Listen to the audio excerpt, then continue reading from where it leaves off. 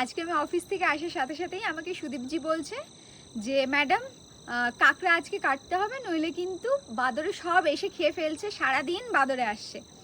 তো এখানে actually শশাকে locally কাঁকড়া বলে, আর আমার এখানে যেটা লাগানো হয়েছে সেটা এখানকার লোকাল শশা।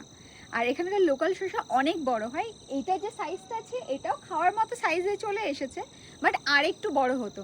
কিন্তু যেহেতু কালকে আমি বাড়িতে চলে যাব আর এখানে বাদরও খুব উপদ্রব করছে, তা আজকেই আমরা এই শশাটা কাটবো। বাপরে, এমনি কাট পাऊंगी? এ তো মেরে উপর সে, এটা এতটাই বড় আর এতটাই উঁচু জায়গাতে হয়েছে যে আমার পক্ষে কাটা সম্ভব না। आप काटिए, मैं देखती हूँ, ठीक है? ये मेरे से नहीं होगा। আমি সুদীপজিকে বললাম কাটতে, বিকজ এটা আমার হাতের নাগালের বাইরে। ওই যে সুদীপজি কাটছেও না, আমি এত ঢং করে চাকু নিয়ে এলাম, এটা এরকম গোড়ালেই বলে কেটে যায়। এই দেখো কত বড় হয়েছে, ও মাই গড। এই যে এত বড় একটা কাঁকড়া আজকে আমরা পেরেছি।